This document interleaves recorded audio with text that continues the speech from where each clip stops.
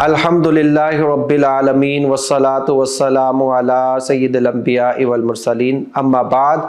फ़अऊज़ु बिल्लाहि मिनश शैतानिर रजीम बिस्मिल्लाहिर रहमानिर रहीम। मोअज़्ज़ज़ सामीन किराम, कैपिटल स्मार्ट सिटी के तहत रमज़ान और रोज़ों के मसाइल लेकर आपके सामने एक दफ़ा फिर हाजिर हैं। मेरा नाम मुफ्ती आबिद सईद है और हम आपको मुख्तलिफ़ मौक़े के अतबार से मुख्तलिफ़ तरह के शरई मसाइल बयान करते हैं। आज इंशाअल्लाहुल अज़ीज़ रमज़ान के और रोज़ों के जो तीसरा प्रोग्राम और रिकॉर्ड करवाया जा रहा है, और आज के प्रोग्राम के अंदर हम आपको बयान करेंगे कि कौन सी सूरतें हैं कि जिसमें इंसान का रोज़ा टूट जाए तो क़ज़ा लाजिम होती है, और कौन सी ऐसी चीज़ें हैं कि जिसमें इंसान पर क़ज़ा भी लाजिम होती है और कफ़ारा भी लाजिम होता है। फिर आपको ये भी बयान किया जाएगा कि वो कौन कौन सी ऐसी सूरतें हैं जिसकी वजह से रोज़ा छोड़ने की इजाज़त हो सकती है। तो इसमें जो है याद रखें कि जिन सूरतों पर बाज़ सूरतें ऐसी हैं कि जिसमें इंसान का रोज़ा टूट जाता है लेकिन उसमें कफ़ारा लाजिम नहीं होता। अब कफ़ारे की पूरी तफसील हम आपको बयान करेंगे। तो इसमें सबसे पहला ये याद रखिए कि अगर किसी ने ये गुमान किया था कि अभी सहरी का वक्त बाकी है और उसने इस गुमान के एतबार से कि वक्त बाकी है खा पी लिया या अपनी ज़ौजा के साथ हुकूक़े ज़ौजियत अदा कर ली, तो अब ऐसी सूरत में उसका रोज़ा टूट तो जाएगा लेकिन कफ़ारा लाजिम नहीं होगा। इसी तरह फ़र्ज़ कर लीजिए कि अगर किसी को मजबूर किया गया कि भाई रोज़ा तोड़ दो, अब मजबूर करने की वजह से, जिसको अरबी में इकरा कहते हैं, मजबूर ऐसा कि तुम्हें मार दिया जाएगा,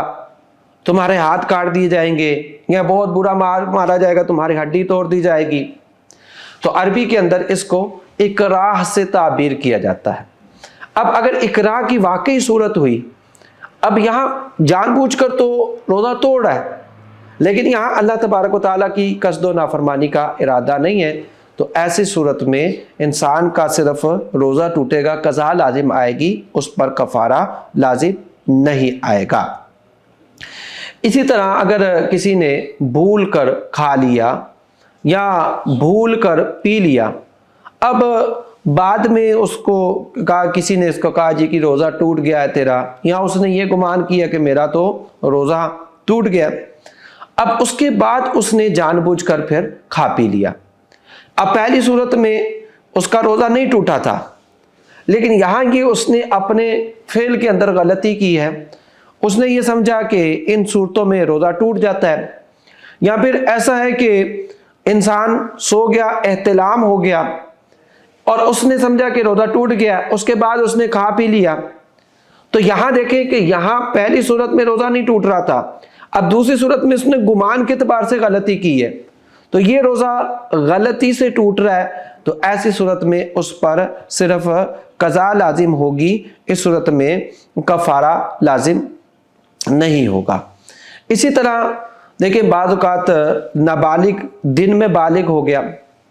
या काफिर दिन में मुसलमान हो गया और वक्त ऐसा था कि जिसमें नियत की जा सकती थी। अब आपको बताया था पिछले प्रोग्राम के अंदर कि रमज़ान के रोज़े की नियत सुबह सादिक से लेकर ज़वाल के वक्त, जिसको निस्फ़ नहार शरी कहते हैं, उससे पहले पहले कर सकते हैं। तो अब इसने ये जो है इसने नियत कर ली, इन अफराद ने, नाबालिग ने बालिग हो गया या काफिर था मुसलमान हो गया, नियत कर ली, लेकिन इसके बावजूद फिर उसने रोज़ा तोड़ दिया, तो ऐसी सूरत में उस पर सिर्फ क़ज़ा लाजिम होगी, कफ़ारा लाजिम नहीं होगा। तो ये कुछ बुनियादी चीज़ें थीं कि जिस सूरत में इंसान पर सिर्फ क़ज़ा लाजिम होती है, वो बाद में रमज़ान जब गुज़र जाए वो किसी एक दिन का रोज़ा उसकी क़ज़ा कर ले। जो अब कफ़ारे की सूरतें हैं उसको ज़रा ध्यान से आप लोग समझिएगा कि बाज़ सूरतें ऐसी हैं कि जिसमें इंसान का रोज़ा टूट जाएगा और उस पर कफ़ारा भी लाजिम होगा। اب وہ کون سی صورتیں ہیں؟ اس میں یاد رکھیے کہ 3 چیزیں پائی جائیں تو پھر انسان کا روزہ بھی ٹوٹ جائے گا اور اس پر کفارہ بھی لازم ہوگا۔ وہ 3 چیزیں کون سی ہیں؟ پہلی بات یہ کہ جو روزہ توڑا ہے وہ جان بوجھ کر توڑا ہے، اپنے اختیار سے توڑا ہے، پہلی شرط۔ دوسری شرط یہ ہے کہ اس میں اللہ تبارک و تعالیٰ کی نافرمانی کا ارادہ بھی کیا ہے، اور پھر تیسری بات یہ کہ ایسی چیز سے روزہ توڑا ہے جس سے کامل لذت حاصل ہو۔ یہ جب 3 بنیادی چیزیں پائی جائیں گی کہ روزہ جان بوجھ کر توڑا ہے، اللہ تبارک و تعالیٰ کی نافرمانی کے ارادے سے توڑا ہے، اور ایسی چیز سے توڑا ہے جس میں کامل لذت پائی جاتی ہے۔ اب یہاں دیکھیں 3 چیزیں پائی گئی تو پھر روزہ بھی ٹوٹے گا، قضا بھی لازم ہوگی اور کفارہ بھی لازم ہوگا۔ اسی بنیاد پر رمضان کے اگر کسی نے رمضان کے روزے اگر کسی مکلف نے ادائے رمضان کا روزہ کی نیت سے رکھی، رات کو ہی نیت کر لی، صبح سحری سے پہلے نیت کی، جان بوجھ کر کھا لیا، پی لیا یا حقوق زوجیت قائم کر لیا، تو اب یہاں دیکھیں تینوں چیزیں پوری پائی جا رہی، جان بوجھ کر توڑا ہے، اللہ تبارک و تعالیٰ کی نافرمانی کا قصد بھی ہے، اور تیسری بات یہ کہ مکمل ان سے لذت حاصل ہوتی ہے، کھانے سے ایک مکمل لذت حاصل ہوتی ہے، پینے سے مکمل لذت حاصل ہوتی ہے، اسی طرح حقوق زوجیت سے مکمل لذت حاصل ہوتی ہے، تو ایسی صورت میں قضا بھی لازم ہوگی اور کفارہ بھی لازم ہوگا۔ لیکن اگر انسان نے کوئی بے مزہ چیز کھا لی یا پھر ایسی چیز جس سے انسان نفرت کرتا ہے، تو ان صورتوں میں انسان کا روزہ تو ٹوٹے گا لیکن کفارہ لازم نہیں ہوگا۔ جیسے مٹھی بھر نمک کھا لیا تو مٹھی بھر نمک سے لذت نہیں، کراہت ہوتی۔ اسی طرح اگر کچا گلا سڑا گوشت کھانے سے کراہت پیدا ہوتی ہے، یا پھر اس کی صورت یہ ہے کہ مٹی کھا لی، کوئی بدبودار چیز کھا لی، تو اب کھانے سے روزہ تو ٹوٹ جائے گا، اللہ تعالیٰ کی نافرمانی کا قصد بھی پایا گیا، لیکن یہاں جو چیز استعمال کی، ایسی چیز استعمال کی ہے جو کہ اجر لذت اس میں نہیں پائی جاتی، لہذا ایسی صورت میں کفارہ لازم نہیں ہوگا۔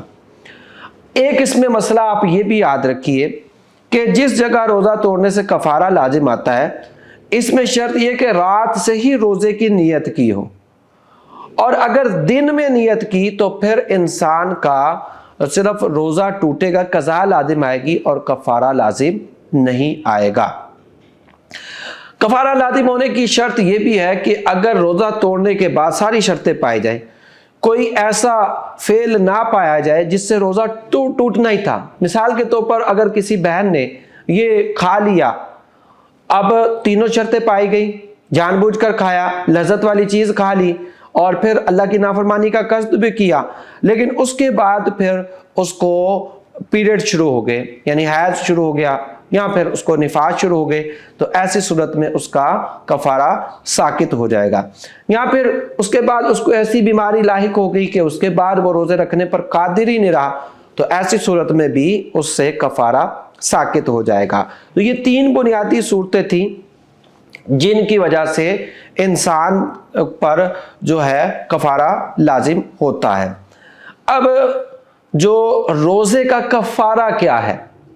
روزے کا کفارہ یاد رکھیے کہ جو سب سے پہلا کفارہ قرآن کے اندر بیان کیا ہے وہ غلام یا لونڈی کا آزاد کرنا ہے۔ تو کسی غلام یا لونڈی کو آزاد کر دیجئے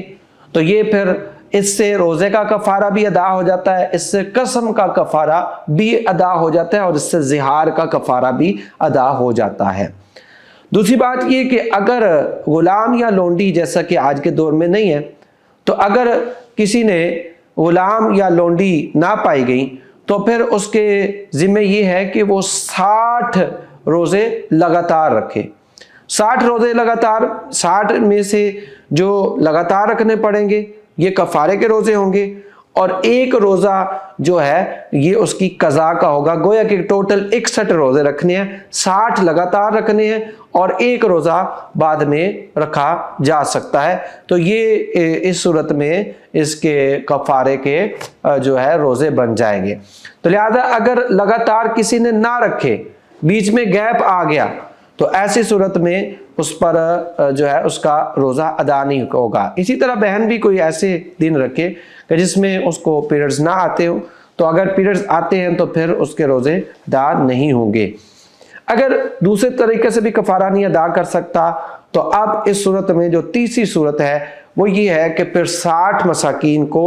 2 ٹائم کا پیٹ بھر کر کھانا کھلائے۔ تو یہ کفارے کے جو 3 روزے ہیں یہ اس میں بیان کیے گئے۔ اس کے اندر ایک اور بات یاد رکھیے گا کہ کچھ چیزیں ایسی ہوتی ہیں جس کی وجہ سے انسان کو روزہ چھوڑنے کی اجازت ہے۔ اب یہ بھی کچھ مسائل معلوم ہونے چاہیے کہ ہر شخص پر روزہ فرض نہیں ہے۔ بعض ایسے اشخاص ہیں جن پر ہر شخص پر روزہ فرض ہے، یہ ضروری نہیں۔ بعض افراد ایسے ہیں جن پر روزہ فرض بھی نہیں ہوگا۔ مثال کے طور پر اگر کوئی مسافر ہے اور اس نے سفر اختیار کرنا ہے یا اپنے گھر سے لے کر 92 کلومیٹر دور جانے کا ارادہ ہے اور اس مقام پر وہ 15 دن سے کم رہتا ہے، تو ایسا شخص مسافر قرار پاتا ہے۔ مسافر پر دوران سفر روزہ لازم نہیں، وہ بعد میں اس کی قضا کرے گا۔ اسی طرح اگر کوئی عورت حیض یا نفاس سے ہوتی ہے تو حیض یا نفاس کی جو صورت ہے یا دن ہے، ایسی صورت میں ایسے دنوں میں اس پر روزہ لازم نہیں، بلکہ وہ بعد میں ان کی قضا کرے گی۔ اسی طرح اگر کوئی عورت ہے وہ حاملہ ہے یا عورت اپنے بچے کو دودھ پلاتی ہے اور اب اس کو یہ اندیشہ ہے کہ اگر روزہ رکھوں گی تو اپنی جان کا بہت زیادہ کمزور ہونے کا خدشہ ہے یا پھر اپنے بچے کی کمزوری کا خدشہ ہے، اس کی ہلاکت کا خدشہ ہے اور اس کے پاس کوئی ذریعہ نہیں ہے، تو شریعت نے پھر ایسی صورت میں اس حاملہ یا دودھ پلانے والی عورت کو اجازت دی ہے کہ ابھی روزہ چھوڑ دے اور بعد میں وہ روزہ رکھ لے۔ اسی طرح اگر کوئی ایسی بیماری ہے کہ جس کی وجہ سے اس کی عقل روزہ رکھے گا تو عقل زائل ہو جائے گی، اس کا جو ہے کوئی جسم کا حصہ اس کا تلف ہو جائے گا، تو اب ایسی صورت میں اب جو ہے اس کو روزہ چھوڑنے کی اجازت ہوگی۔ اسی طرح بعض اوقات جہاد اگر ہو جاتا ہے تو جہاد میں یہ روزہ چھوڑنے کی اجازت ہے، سارے جہاد کر رہے ہیں، اب وہ چاہیں تو ان کو اختیار ہے روزہ رکھ لیں اور اگر چاہیں تو پھر روزہ چھوڑ سکتے ہیں۔ اب ایک شخص شیخ فانی کی اصطلاح استعمال ہوتی ہے۔ شیخ فانی کا مطلب یہ ہوتا ہے بہت زیادہ بوڑھا، یعنی اتنا کمزور شخص جو نہ ابھی روزہ رکھ سکتا ہے نہ بعد میں کبھی روزہ رکھنے کی امید ہے، تو ایسے شخص پر روزہ لازم نہیں ہے، کیونکہ من کان مریضا، اللہ نے فرمایا کہ جو مریض ہو ولا سفر فعدۃ من ایام اخر۔ اب جو مریض اس قدر ہو گیا کہ روزہ رکھنے کی طاقت ہی نہیں ہے، نہ ابھی رکھ سکتا ہے نہ بعد میں رکھ سکتا ہے، تو اس کو بھی روزہ چھوڑنے کی اجازت ہوگی۔ اب جو شیخ فانی ہے، اب چاہے وہ جوان ہے یا بوڑھا ہے، عام طور پر بوڑھے کے لیے استعمال ہوتا ہے، لیکن اگر جوان کو بھی ایسی بیماری لگ گئی کہ جس کی وجہ سے وہ روزہ رکھ ہی نہیں سکتا، اب اس پر لازم کیا ہے کہ وہ ہر روزے کے بدلے ایک صدقہ فطر کی مقدار جو ہے وہ کسی بھی فقیر کو دے دے، تو اس طرح اس کا جو ہے یہ روزے کا کفارہ بن جائے گا۔ تو یہ کچھ وہ افراد تھے جن کو روزہ چھوڑنے کی اجازت تھی۔ اسی طرح کوئی دائمی بیماری ہو گئی، سانس کی بیماری، یا بلڈ پریشر بہت زیادہ ہائی ہو جاتا ہے یا لو ہو جاتا ہے جس کی وجہ سے اس کو کھانا ہی پینا پڑتا ہے، یا شوگر بعض اوقات اس طرح کی ہے کہ اس کو بار بار کھانا پڑتا ہے اور نہیں کھائے گا تو پھر دوائیوں سے بھی اس کو نہیں ہو سکتا، تو ایسے افراد کو بھی روزہ چھوڑنے کی اجازت ہوگی کہ وہ روزہ چھوڑ دے، بعد میں زندگی میں موقع ملتا ہے تو ٹھیک، نہیں تو وہ پھر ان روزوں کا فدیہ ادا کر دے۔ روزے کی حالت میں روزے کا خاص مقصد یہ ہے کہ انسان تقویٰ حاصل کرے، لہذا روزے کی حالت میں جھوٹ بولنا، غیبت کرنا، کسی کو گالی دینا یا کسی کو تکلیف دینا، یہ چیزیں حرام تو ہیں لیکن اس سے روزہ وغیرہ نہیں ٹوٹتا۔ اسی طرح جو روزے کے اندر عام طور پر ایک ہے کہ بلا ضرورت کوئی چیز چکھنے سے جو ہے یہ روزہ مکروہ ہو جاتا ہے۔ بلا ضرورت چکھنے اور کھانے میں فرق ہے۔ چکھنے کا مطلب یہ کہ زبان پر کوئی چیز صرف ٹچ کی اور پھینک دی، تو اب یہ صرف چکھنا پایا جا رہا ہے، اس کا ٹیسٹ پتہ چل رہا ہے نمک کم یا زیادہ، تو یہ بلا ضرورت ہو تو یہ مکروہ ہے، لیکن اس کا مطلب یہ نہیں کہ وہ چیز اندر ہی اپنے حلق سے نیچے کر لی جائے، اگر حلق سے نیچے کرے گا تو روزہ ٹوٹ جائے گا، تو یہ چکھنے کی صورت میں جو یہ مکروہ قرار پائے گا۔ لیکن اگر عذر پایا گیا، عذر کیا کہ جیسے کسی عورت کا بندہ بڑا ظالم ہے، نمک زیادہ ہو جائے یا کم ہو جائے، دونوں صورتوں میں وہ مارتا ہے، اب صرف عورت زبان پر اس کے نمک کو چکھ لے تو یہ ایک ضرورت کے تحت ہے۔ یہاں پھر بعض اوقات کسی کمپنی وغیرہ میں کوئی ملازم کام کرتا ہے، وہاں اس کے مالکوں کی طرف سے سختی ہے کہ بھائی بالکل برابر نمک ہونا چاہیے، کم زیادہ نہ ہو چاہیے، اب وہ صرف چکھ لیتا ہے اور پھینک دیتا ہے، تھوک دیتا ہے، تو ایسی صورت میں یہ مکروہ بھی قرار نہیں پائے گا۔